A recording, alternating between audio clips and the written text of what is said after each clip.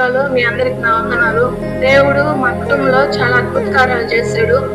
అలాగే ఫిబ్రవరి నెలలో చిన్న పాప పట్ల కూడా గొప్ప కార్యం చేశాడు. చిన్న పాపకి ఈ చెవుల దగ్గర ఈ రెండు సైడ్లు ఇంతలా ఉన్న గట్లు, ఇటు సైడ్ రెండు ఇటు సైడ్ రెండు వచ్చేసాయి. అనేక మంది చూసిన పాపకి ఇట్లన్నా కూడా నొప్పిగా లేదు.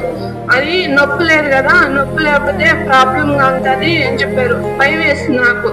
సరే, కొంతమంది చూసినా కూడా ఈ ప్రాబ్లము టాబ్లెట్లు కూడా తగ్గవో తెలీదు అని చెప్పారు. అయినా భయంగానే ఉంది. ఎలాగైతే ఏమైందని చెప్పి హాస్పిటల్కి తీసుకుని వెళ్ళిన తర్వాత డాక్టర్ చూసుకొని ఎందుకు వచ్చాయి, పాపకి ఎప్పటి నుంచి వచ్చినాయి అని చెప్పి అడిగాడు. చెప్పాం, సార్ మొన్న 10 రోజుల నుంచి అలాగే ఉన్నాయని చెప్పినప్పుడు ఈ కష్టమమ్మా, టాబ్లెట్లు కడే తగ్గవో తెలీదు అని డాక్టర్ చెప్పడం చాలా భయం వేసింది. ప్రభువా, నువ్వే కదా మాకు తోడు అని చెప్పి దేవుడి సన్నిధిలో ఉపవాసం అండి ప్రార్థన చేసుకున్నాను.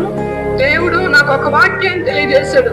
యెషయా గ్రంథం 41వ అధ్యాయం 9-10 వచనాల్లో ఉంటది. నీ సహాయం చేయవాడును నేనే, నీకు నేను తోడై ఉన్నాను, దిగులు భయపడకము, నేను నీకు దేవుడునై ఉన్నాను, దిగులు పడకము, నేను బలపరుస్తాను, నీ సహాయం చేయవాడు నేనే, నా దక్షిణాస్తము, నా నీతి నీకు ఆదుకున్నానని వాక్యం నాకు దేవుడు చూపించాడు. అప్పుడు నాకు చాలా ధైర్యం వేసింది.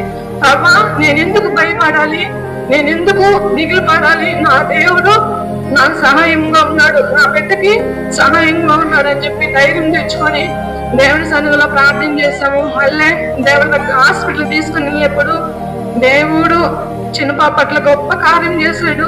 డాక్టరే ఆశ్చర్యపోయే విధంగా టాబ్లెట్లకే తగ్గదు అమ్మ, తర్వాత చూస్తామని చెప్పిన డాక్టరే దేవుడు పాప పట్ల సహాయం చేశాడు. నేను ఇచ్చిన టాబ్లెట్లు కాదు, మీరు చేసిన ప్రార్థనే పాపకి ఆ గడ్డలు తొలగిపోయాయని డాక్టర్ ద్వారా దేవుడు చెప్పించాడు.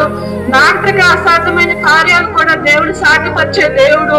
కానీ మనం బలహీనములవి మనుషులంగా భయపడుతూ ఉంటాం. దేవుడు మనల్ని బలపరుస్తాడు. ఆయన వాక్ ద్వారా నన్ను బలపరిచి పాపకు ఆ 2 సైడ్లు ఉన్న గడ్డలు కూడా దేవుడు తీసేశాడు. డాక్టర్ ఏం కాదు, నా దేవుడే పాప పట్ల సహాయం చేశాడు. పాపకి ఎలాంటి ప్రాబ్లం లేకుండా గడ్డలు పాప పట్ల సహాయం చేసిన దేవునికి స్తోత్రాలు. ఈ సమయం ఇచ్చిన దైవ సేవకుడికి నా వందనాలు.